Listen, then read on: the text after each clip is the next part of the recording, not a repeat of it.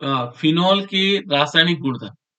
ये फिनॉल के क्या है? रासायनिक गुणधर्म, यानी कि केमिकल प्रॉपर्टीज। और केमिकल प्रॉपर्टीज में क्या होगा? जो यह किसके साथ कौन सी अभिक्रिया देगा? कौन? देखो इसमें ये फिनॉल। देखो बेटा, फिनॉल में भी हमारे पास जैसे अल्कोहल में था, इस फिनॉल की संरचना को देखेंगे तो फिनॉल में यहाँ पर OH ग्रुप लगा हुआ है। ठीक है? तो कुछ अभिक्रियाएं इस OH समूह के कारण होंगी, जो OH समूह दिखाई दे रहा है आपको, है ना? कुछ अभिक्रियाएं इस एल्किल समूह के कारण होंगी, जो ये एल्किल समूह, ये एरिल समूह है। कुछ अभिक्रियाएं इस H के कारण होंगी, केवल जो H के कारण होंगी, है ना? ऐसी अभिक्रियाएं अलग-अलग कंडीशंस में होती हैं। जैसे माना हमने कहा ये OH के समूह के कारण अभिक्रियाएं, यानी कि इसमें जो फिनॉल में जो OH लगा हुआ है, इसके कारण कुछ अभिक्रियाएं होंगी। ठीक है ना? ये OH के कारण कुछ अभिक्रियाएं होंगी। कुछ अभिक्रियाएं क्या होंगी? इस बेंजीन रिंग के कारण होंगी। तो यहाँ पर अलग-अलग भागों में इसको बाँटा गया है। तो ये पहला कहता है कि देखो OH समूह की सन्निहित अभिक्रियाएं, यानी कि OH समूह के कारण अभिक्रियाएं, है ना? OH समूह के कारण कौन-कौन सी अभिक्रियाएं होंगी, जो केवल किसके कारण हो रही हैं? OH समूह के कारण हो रही है।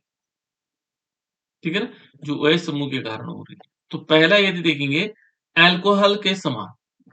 ये कहता है जैसे हमने अल्कोहल पढ़ा था, उसी के समान होंगी कुछ अभिक्रियाएं। जैसे नंबर 1 का, देखो यहाँ पर इन्होंने कहा, ये कह रहा है सोडियम धातु के साथ। तो पहले फिनॉल में क्या, हम अल्कोहल में क्या करते थे? जैसे हमने अल्कोहल लिया और उस अल्कोहल में हम क्या करते थे, यहाँ पर क्या लेंगे? फिनॉल ले लेंगे, बेंजीन रिंग के ऊपर OH, और इस पर हम क्या करवाएंगे? सोडियम धातु की अभिक्रिया करवाएंगे। किसकी अभिक्रिया करवाएंगे? सोडियम धातु। यहाँ पर ले लेंगे 2 मॉलिक्यूल फिनॉल के ले लेंगे, और ये सोडियम धातु भी 2 आइटम ले लेंगे। ये सब अभिक्रिया करेगा तो क्या बनाएगा बेटा? कोई बता सकता है? जब ये अभिक्रिया करेगा तो ये बना देगा फिनॉक्साइड। क्या बना देगा? फिनॉक्साइड। बेंजीन रिंग के ऊपर ONA आ जाएगा, ये 2 मॉलिक्यूल, और प्लस इसमें H2 निकल जाएगा, हाइड्रोजन गैस के रूप में निकल जाएगा। इसका नाम क्या है? फिनॉक्साइड। फिनॉक्साइड। पूरा पूरा नाम बताओ। Sodium phenoxide. बिल्कुल, इसका नाम है सोडियम फिनॉक्साइड। ठीक है ना? तो देखो जैसे हमने क्या करते थे, अल्कोहल में क्या करते थे?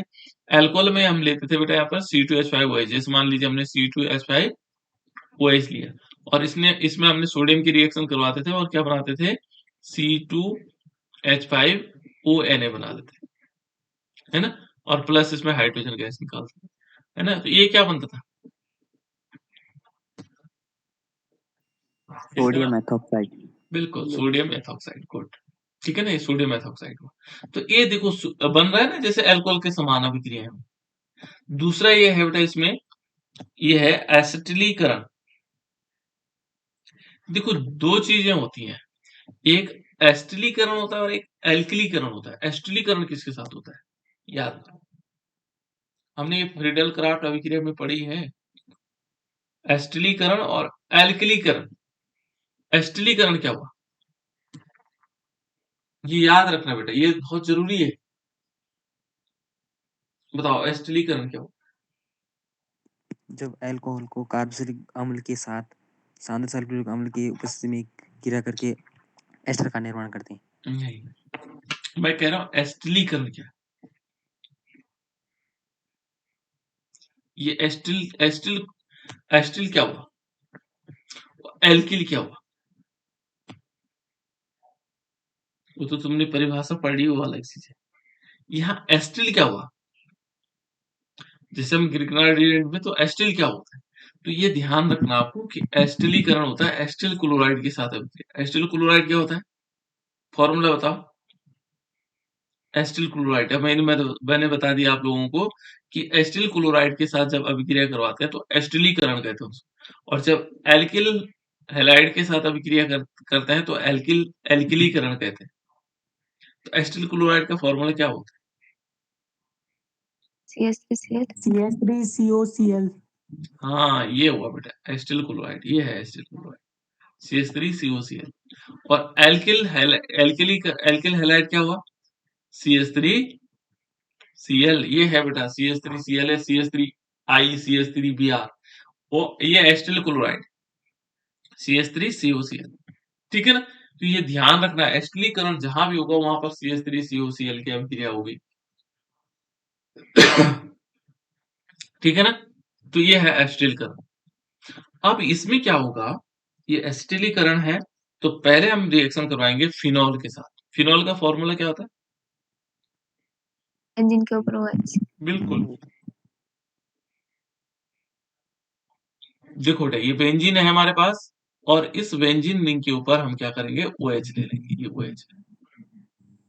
और फिर क्या कराएंगे, एस्टिलीकरण means reaction with acetyl chloride. तो एसिटिल क्लोराइड क्या होता है बेटा, CH3COCl, होता कि नहीं होता है। अब जब CH3COCl के साथ अभिक्रिया होगी, तो ये क्या करेगा, यहां से अभिक्रिया किस प्रकार से हो जाएगी, यहां से देखो ये जो Cl है ना, ये वाला, ये क्या करेगा, इसमें से हाइड्रोजन को निकाल देगा। और किसकी उपस्थिति में होती है बेटा, ये ध्यान रखना, ये एस्टिलीकरण होता है पिरिडीन की उपस्थिति में। किसकी उपस्थिति में होता है, पिरिडीन, इसकी उपस्थिति में अभिक्रिया होता है। एक तो क्या निकल जाता है इसमें से, हाइड्रोक्लोरिक अम्ल निकल जाता है, देखो ये हाइड्रोक्लोरिक अम्ल, ठीक है ना। और यहां पर क्या बन जाएगा, ये बेंजीन रिंग होगा, और इस बेंजीन रिंग में क्या होगा, ये ऑक्सीजन तो है ही इसमें, O, और इसमें होगा COCH3, इस प्रकार से बन जाएगा। और इसमें क्या निकल जाएगा, हाइड्रोक्लोरिक अम्ल, इसका नाम क्या होगा, इसका नाम बताओ बेटा। इसका नाम होगा, देखो ये एसीटेट ग्रुप होता है। यदि हम, मैंने पहले बताया आपको कि जो CH3COO होता है वो एसीटेट ग्रुप होता है, और इस एसीटेट के आगे क्या लगा हुआ है, बेंजीन लगा हुआ है ऐसा। तो क्या नाम होगा इसका नाम,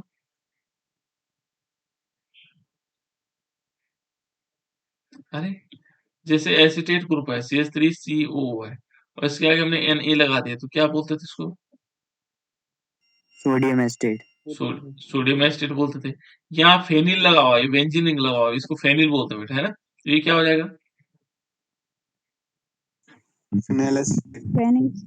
बिल्कुल ये फेनिल एसिटेट है बेटा, फेनिल एसिटेट, इसका नाम भी फेनिल एसिटेट, ये क्या है, फेनिल एसिटेट, फेनिल एसिटेट, क्या हो जाएगा, फेनिल एसिटेट हो जाएगा। इसको हम क्या बोलेंगे, फेनिल एसिटेट हो जाएगा, इसको क्या कहेंगे, फेनिल एसिटेट। देखो ये तो था किसके साथ अभिक्रिया करवाई, जब हमने एस्टिलीकरण, तो एस्टिलीकरण ध्यान रखना, एस्टिल क्लोराइड के साथ तो होता ही है। अब थोड़ी सी और जानकारी बढ़ा दो, एस्टिक एनहाइड्राइड के साथ भी होता है बेटा, उसको भी हम एस्टिलीकरण कहते हैं। एस्टिक एनहाइड्राइड, किसी को मालूम है एस्टिक एनहाइड्राइड का फॉर्मूला, एसिटिक एनहाइड्राइड में कई बार पूछूंगा, एक बार नहीं है, ऑर्गेनिक केमिस्ट्री में एक चीज का कई बार रिवीजन है, एस्टिक एनहाइड्राइड, C4H6O3। C4H6,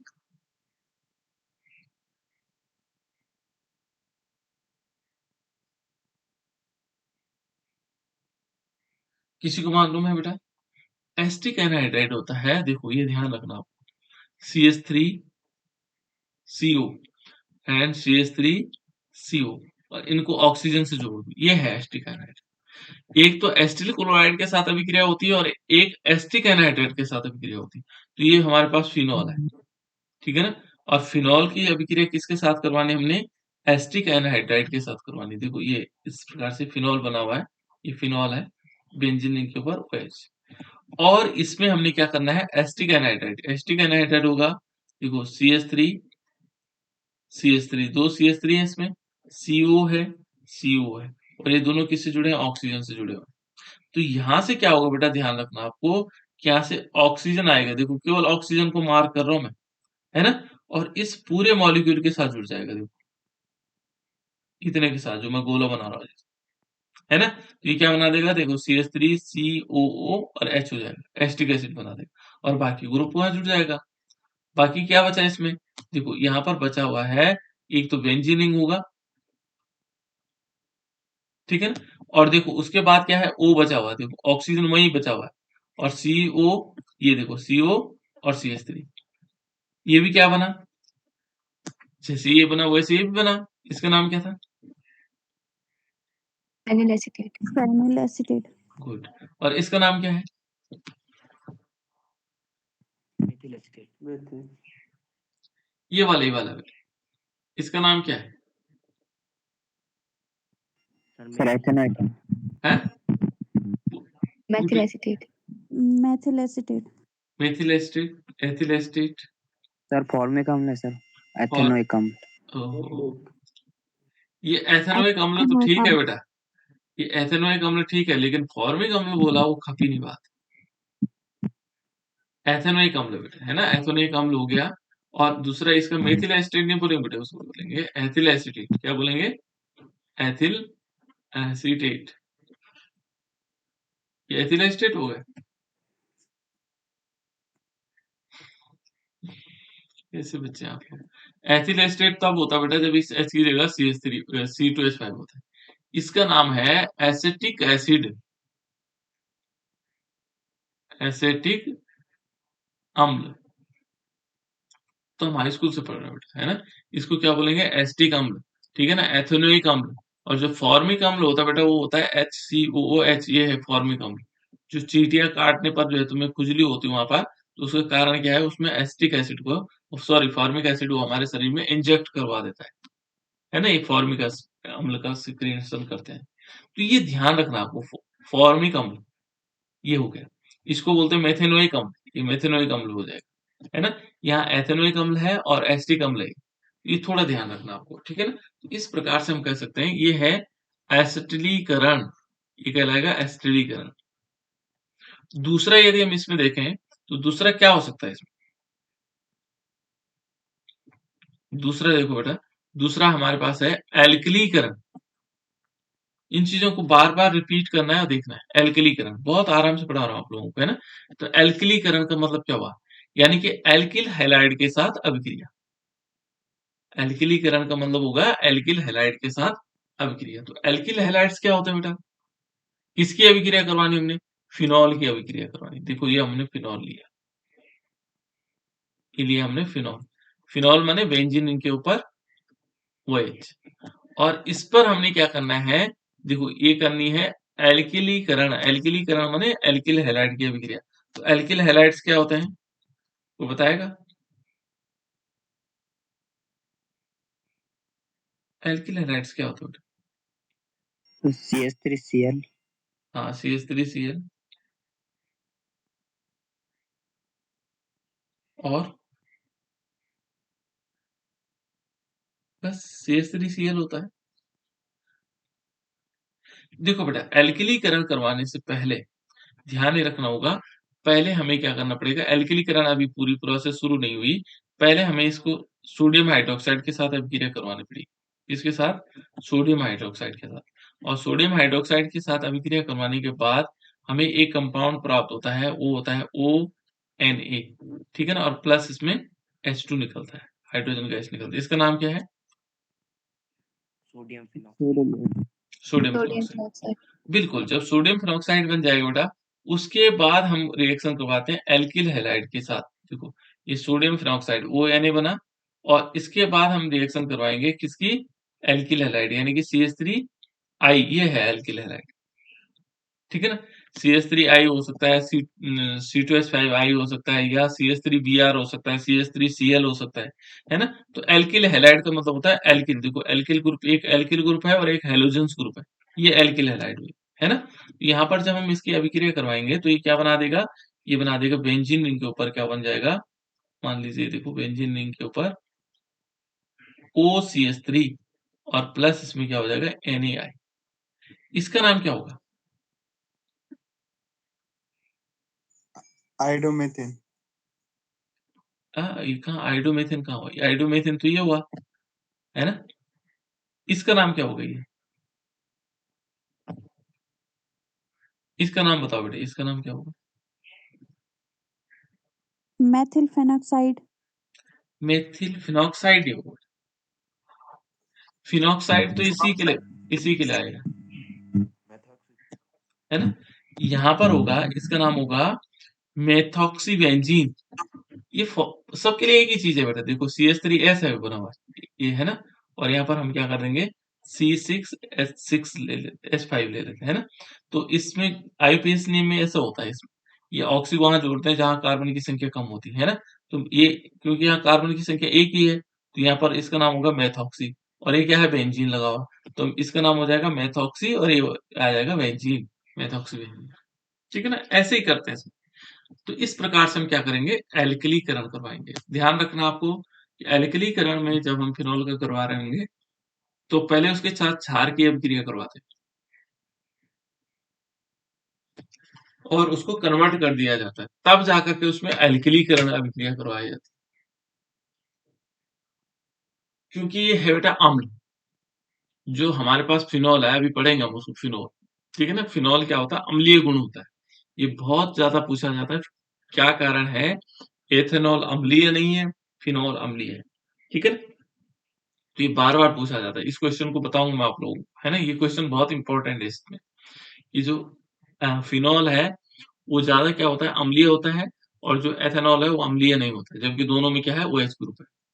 ठीक है, तो ये क्वेश्चन पूछा जाता है बहुत ज्यादा।